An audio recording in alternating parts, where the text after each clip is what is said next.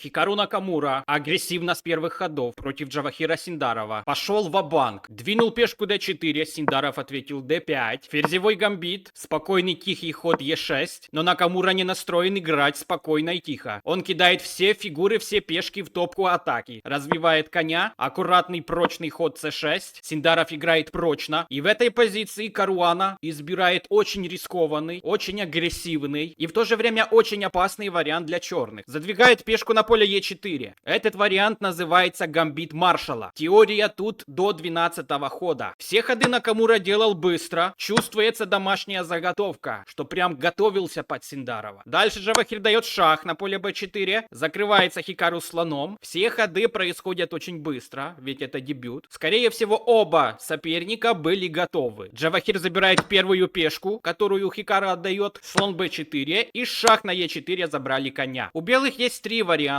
Ферзем закрыться, конечно, плохо, иначе зачем жертвовал пешку. Закрыться можно конем также, но это не самый лучший ход. И можно отдать вторую пешку, закрыться слоном на поле e2. Именно так играет Хикару. Быстренько Джавахир вывел коня на поле а6. Хикарчик поставил слона на d6, чтобы не дать ему рокернуть в короткую сторону. И забрал на g2. Это все теория, это все написано было еще до нас. Белые жертвуют пешки, чтобы организовать в середине игры ужасную атаку на черного короля. Но в какой-то момент Джавахир просто сойдет из теории, и Хикару зависнет больше, чем на 40 минут над 13-м ходом. Представляете? Ну а ты жми мне лайк авансом, подпишись, если еще не подписан, и мы наблюдаем дальше, наблюдаем историю шахмат. Если считать перформанс Синдарова, это получается больше 3000. Можете воспользоваться калькулятором. Ферзь атакует ладью на поле h1, надо ладью защищать, лучший ход слон f3 в этой позиции. Джавахир находит лучший ход ферзь g5, конь e2, конь e7. Это еще теория. И после конь g3 теория заканчивается. По теории здесь черные играют сразу ферзь a5. Например, после ферзь a5 может быть b4. И после конь b4 просто уходят в рокировку. За три пешки получают сильную инициативу, открытую линию g для будущей атаки. И также непонятно, будет ли вообще рокировка у черного короля, так как два эти коня немножко подвисают. Можно сыграть ферзь d2, нападать сюда, потом a3. Ну, там есть, конечно, конь c6, но это совсем другая история. В партии же было конь g3, и Джавахир сбил Хикару Накамура с теоретических путей и просто ушел в рокировку. В этом моменте японский самурай, американский тигр, лев, второй человек в мире по шахматам, завис над 13-м ходом на 40 минут, 40-45 минут. Повторяется история, что из прошлой партии, из прошлого видео, где Каруана завис тоже на 40 минут. Что вытворяет этот Джавахир со своими соперниками? Почему они виснут, как старый компьютер? Что это может быть? Напиши свой вариант в комментариях. Я думаю, что это лютая дебютная подготовка, что он ночами зубрит все эти варианты, все возможные дебюты и просто знает каждую ветку, каждый ход. Итак, поразмышляв 40 минут с лишним, Хикару делает ошибку h4. Этот ход упускает все преимущество. Джавахир пришел вальяжно, сделал ход ферзь a5. Шах. Несколько секунд, и Хикару делает ход b4. Отдает третью пешку. Давай заберем, говорит Синдаров. Получается, что конь на поле e7 зависает. Также мы имеем скрытый шах при случае. Брать коня на поле e7 не очень хорошо, так как после конь d5, шах от ферзя. Если, например, белые защищаются от шаха сюда, шах, последует конь e7. У черных просто так 3 лишние пешки. Поэтому ход слон e7 в этой позиции не работает. А что если в этой позиции напасть на коня на поле b4? Например, сыграть ферзь d2. Последует обычный ход, вилочка. Брать этого коня нельзя из-за того, что ферзь связан на короля. И шах от коня. Вот такая красивая вилочка. Король подойдет сюда поближе к коню. Размен ферзей сюда. И просто ладья d8. Даже ладью брать не надо, поскольку после взятия этого коня ладья d6 у черных 3 лишние пешки. За что отдал пешки? Непонятно. Видимо, целый час Хикару думал, за что он отдал пешки. Разобрали с вами основные варианты. В партии же последовала рокировка. На самом деле, Накамура собирается закрутить очень серьезную атаку. У него в планах сыграть где-то ферзь d2, ферзь g5, конь h5, угрожать пешке. Если же последует после ферзь g5, конь h5, конь g6, то там даже где-то при случае можно коня скидать. Сейчас посмотрим.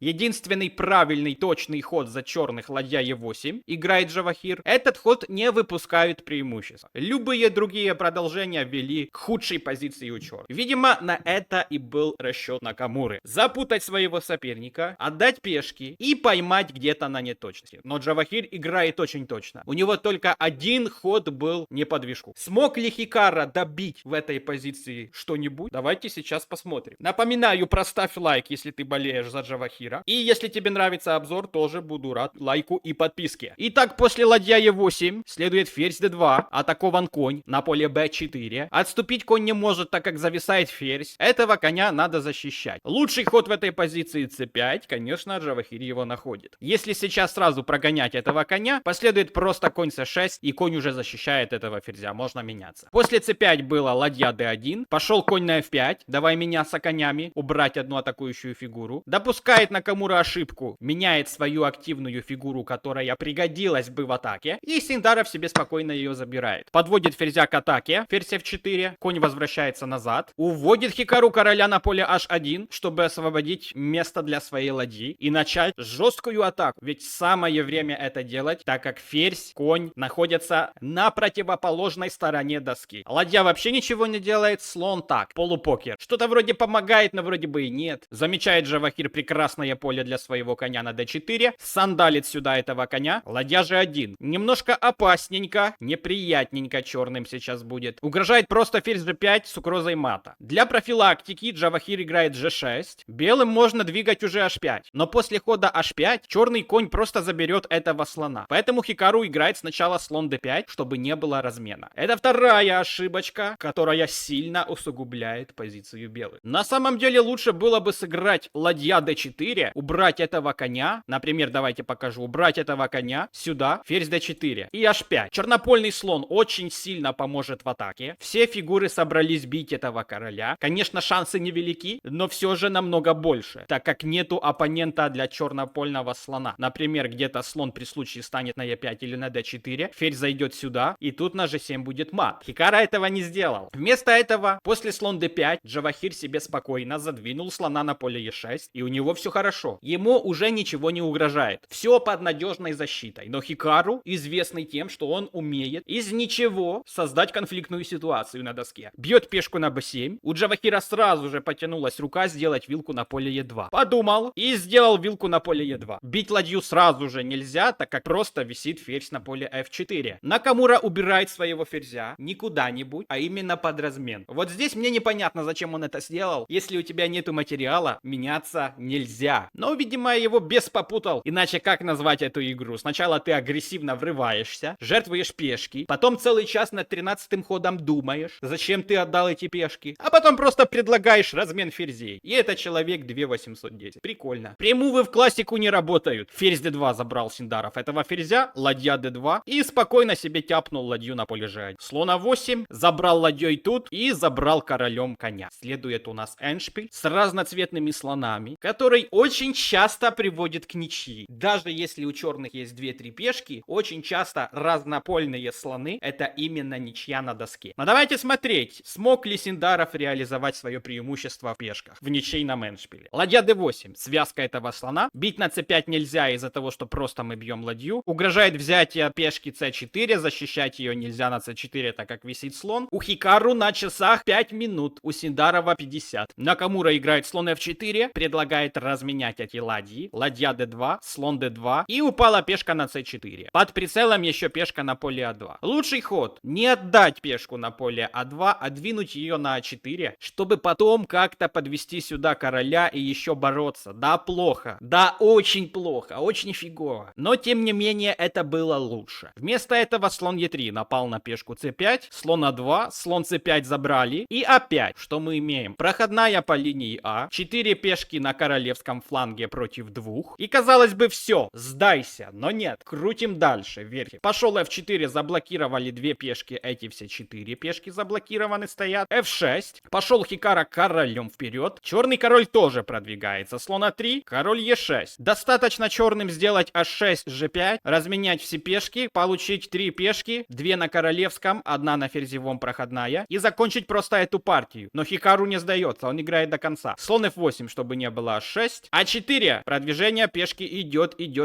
У Хикару нет улучшений. Пошел король дальше, король f7, слон b4, позволяет Синдарову сделать ход h6. Но если ты слона, например, поставишь просто на h6, тогда пешка А идет вперед. h6, король f2 и g5, прорыв. Еще король отступает сюда, слон d5, блокирует Хикару пешечку А4 проходную, слон Е4. И после хода слон С1 следует взятие на поле H4. И в этой позиции Хикару сдался. Если забрать эту пешку сразу, последует ход слон F3, слон B2, слон G4. Фиксирует белопольный слон пешку на поле F5. Также стучится вторая проходная по линии H. Ну и, конечно, есть угроза по линии А. Король подойдет через E6, D5, C4 на поле B3. Будет угрожать. Если белый король пойдет сюда на поле F2, E1, чтобы тормознуть пешку на поле А3, пойдет пешка на поле H5, H4 вперед. Так называемые штаны. Ну а перед вами турнирная таблица. Вырывается Джавахир вперед. С каждой партией его догнать тяжелее. И скорее всего, если так он продолжит играть, мы увидим его матч с Гукешем Дамараджи. В этом матче, скорее всего, Джавахир тоже победит. Мне так кажется. Это лично мое мнение. Ну и предлагаю тебе посмотреть партию, где уже когда-то Синдаров уже встречался с Накамурой. Можешь посмотреть. Вот, кликай сюда по конечной заставке. И подписку не забывай.